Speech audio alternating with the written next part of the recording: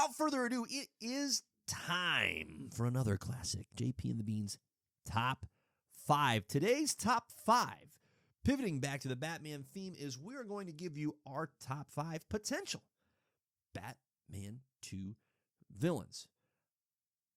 And we may throw some caveats in here. This may just be some of the villains that we want to see. Are we actually saying this is who you're going to see? No, not necessarily. But these are some of the villains that we would certainly enjoy seeing in that next Matt Reeves Batman movie. And listen, I'll just say this right at the outset. Here's the good news. If and when we don't get these characters in Matt Reeves Batman, guess what? You know who's not slow at putting out the movies? You know who is timely? James freaking Gunn. Yeah. So We have Matt, hope. This is your time, but we're gonna get these. So without further ado, Beans, you go first. You're number 5. I want you to know that on this top 5 list, I picked all villains that we have not seen It's great. either ever or in a long time because they Great. got done dirty. Yep. My number 5 is Man-Bat. And I picked Man-Bat because I want them to tap into the weird villains so much because it's so essential to the Batman's lore. Yep. Okay? I Yep. want him to see, or I want to see him go up against the freaks, the weirdos, the out of place. You can definitely go the Dr. Jekyll, Mr. Hyde route with Man-Bat. I think that's typically what they do anyways. How fun would it be to just watch Batman go up against a giant bat Truly. person? Truly. Like, it's just, Yeah. it's hilarious to even think about it in that sense. But I want to see him go up against these monsters and creatures and try to conquer those as well. I think of Arkham series, especially, how creepy Man-Bat is in those. And Right. you have to chase him down and he's Right. flying around Oh, Gotham. He's excellent. So I would Man-Bat is my number 5 of who I'd like to see. somehow he looks, at the same time, he looks cooler and just as weird as you'd expect a Man-Bat to look. He's terrifying in Yes. the Arkham games. Yeah. Absolutely Yeah, genuinely terrifying. scary. They lean into the more realistic bat, creepy mutant-esque Yep. style Yep. that is The disfigured Man-Bat. face, especially. Yeah, no question. It's great number 5. My number 5 is a amalgamation of different comic spy networks that Batman is tangled with. So you've got Leviathan, the League of Shadows, Cheater. Spiral. 100%. Oh, 100%. Well, my number 5 is 3. The reason I give those examples is what I want espionage, okay? So I want there to be a source of espionage in Batman's world. And to be clear, this isn't Gotham limited espionage. This is freaking global espionage where Bruce Wayne really gets stretched, really gets tested. Obviously, it ties into Gotham City, but these organizations at different times and in different ways, Leviathan, the League of Shadows, and Spiral, have all really strained the mental capacity of Batman and his ability to truly be not just the detective, but to play that espionage game. So that's my number 5. My number 4 is Killer Croc. I'll be honest, I don't know how you do Killer Croc well in a Batman movie other than just large, like I'm thinking of the Lego Batman version of Killer Croc, where very early in the movie he pushes a button that activates an underwater bomb, and his character literally says out loud, "I did something." It's like, yeah, I don't know what else you do, but I would love for someone who is smarter and more creative than me to figure that out and present obviously a physical presence that's not Bane, because we've had Bane in multiple instances, so I'm ready for a Bane break. I would love to see Killer Croc take on not just that, well, primarily that physical presence, but getting Batman down into the sewers. How would you like to be down there? You mentioned the Arkham games. That's not fun messing with Killer Croc in the Arkham games in Gotham sewers. Yeah, and with the Arkham games too, they lean more into the human side than the Croc side. Yep. I would prefer the Croc side, but then you gotta Yep. get careful with him looking like the lizard. Yeah, I totally acknowledge that this is weird, but I don't care. I'm in it for the weird, so that's my number 4. Yes, and the weird thing too with Waylon is there's such a balance of him also kind of riding the line a little bit of Yep. the anti-hero Yep. realm. So Totally.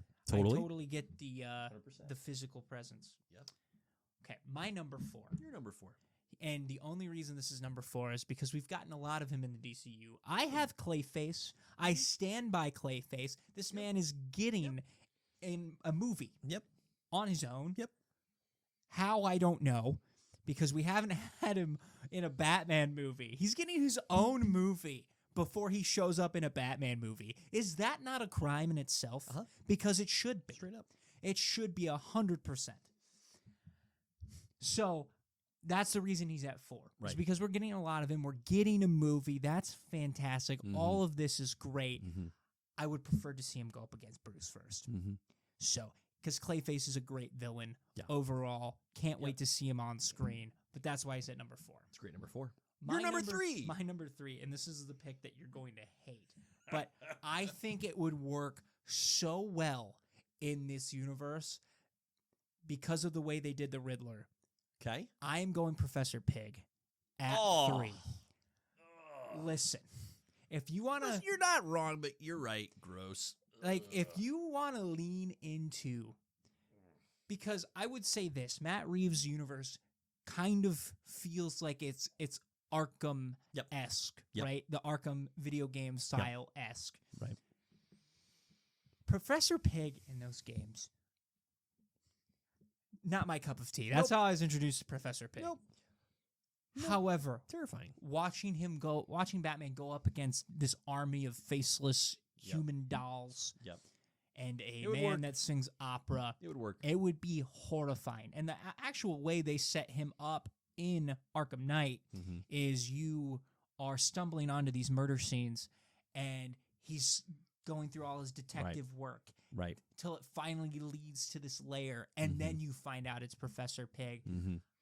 You could definitely lean into the serial killer route here. Yep. And I don't think we've really had that in a Batman movie. Right. Like the Batman, the first one did such a great job at the detective work with the Yep. Riddler. Yep. I want to see that continue Mhm. and to see him go up against a legitimate psychopath Sure. that isn't the Joker, Sure. that you don't really know exactly why he's killing the people that he's killing.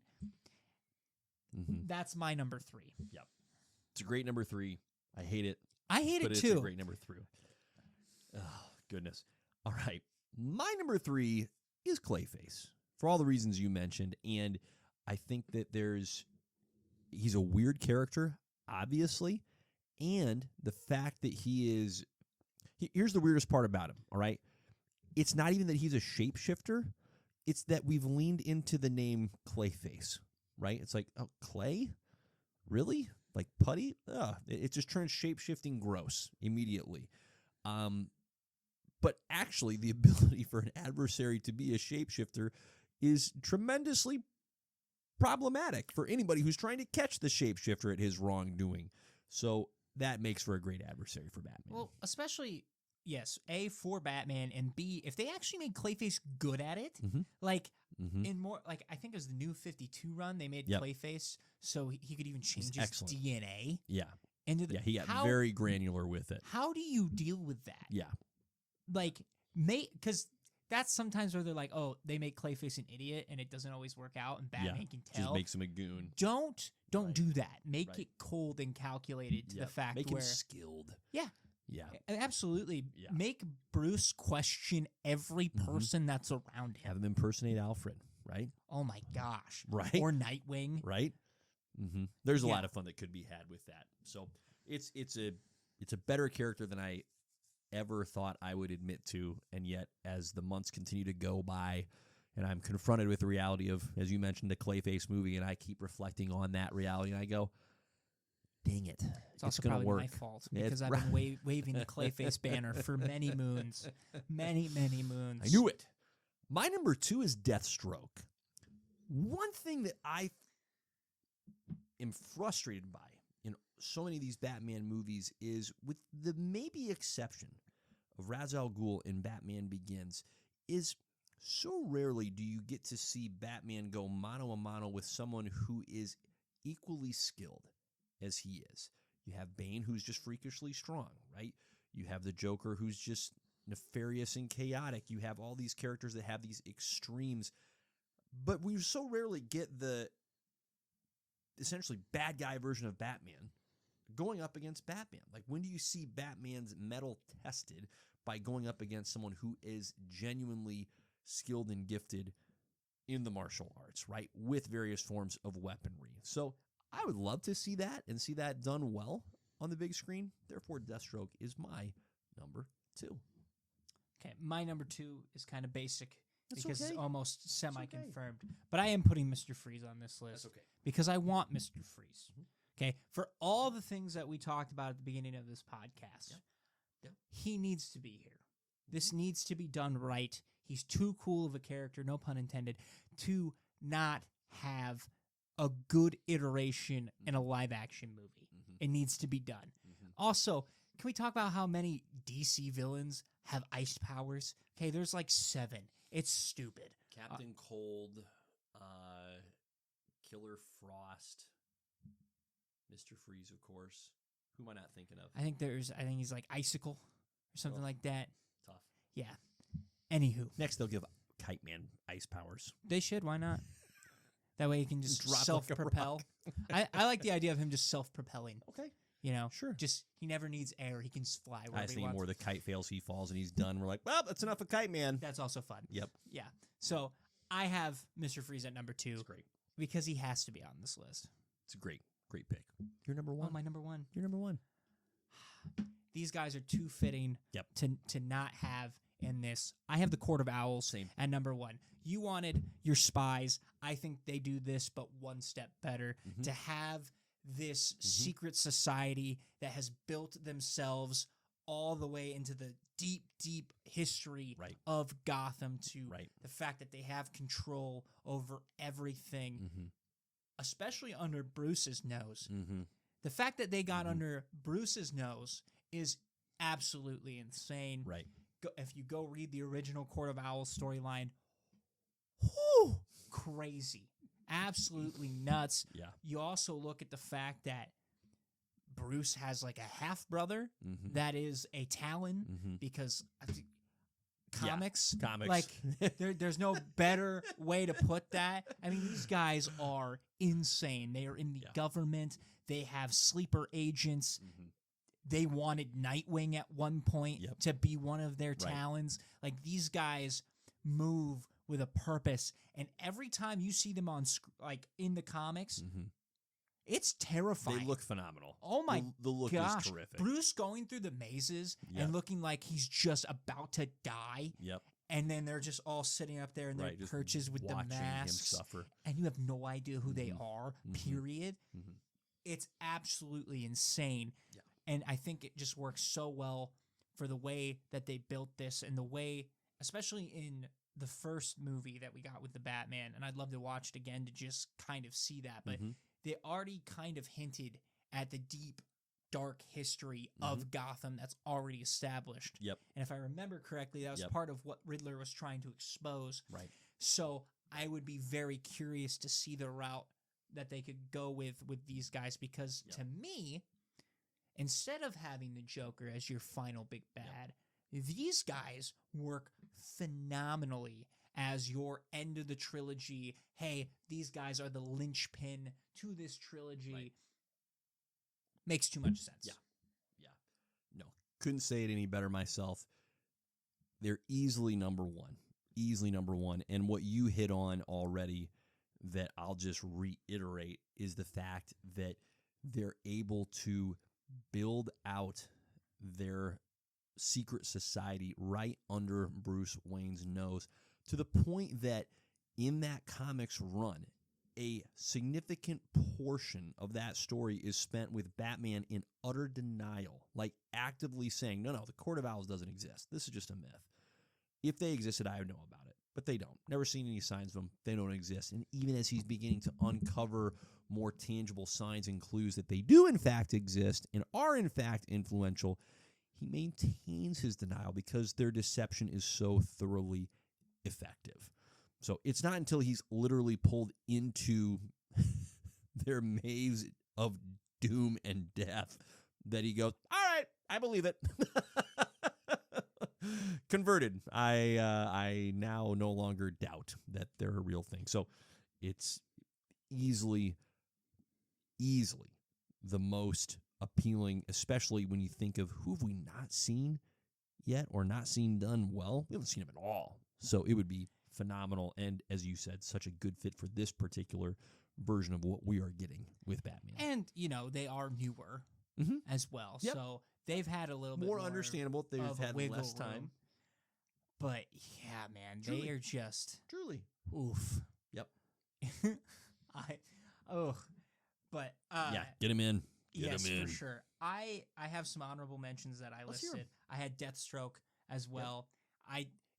We need some assassins. Yep. You could fit that do. well. Imagine if it was just Penguin putting a hit on Batman. Correct. To pay a lot of ways to Deathstroke. incorporate Deathstroke. Very a lot simple. of paths available. I have the Mad Hatter. 'Kay. As a Yep. Another weird one. oddball Yep. choice. Again, not a main Mhm. villain per se, but Mhm. definitely a secondary one Mhm. that could fit really well. Yep. And I do have Poison Ivy. I know that you kind of have your ifs on her, but I've never figured out how that one works. But I'm willing to be convinced. she has I so just don't get it. Just don't get it. what bothers me is she has so much potential, and I feel like they just don't Yeah. hit it. Yep. Right? Like Right. this girl somehow managed to hypnotize Superman with a mixture of kryptonite and lipstick or whatever she did. And kissed him with kryptonite lipstick and was able to hypnotize Superman. Good move. There's another storyline too. She hypnotizes the world because she wants to. Like this chick is way overpowered, Yeah. and Yeah. you just. Yeah. It's like Clayface. It's like you kind of dumb him down, and not that she's a dumb character, or a dumb person. No, but at some point her But- character is going to be done properly, and then it'll be one of those kind of Guardians of the Galaxy where you go, well, yeah, that should have always worked. Yeah. Right? So Well, yeah, because we got what Uma Thurman exactly. and Oof. What was that? It was tough. So It was tough. Right there with Mr. Freeze. They were in cahoots. So you guys see a character like that, and I'm like, Yeah. Can you just imagine Mhm. Bruce Mhm. going through Gotham, but it's a jungle, Mhm. and you have to see him go through that? Again, a lot of potential. I'll give you my money. A lot of potential. I'll give you my money to that. Correct. So Correct. yeah. But Yeah. It's there good you go. stuff. Beans, well done. Another great top 5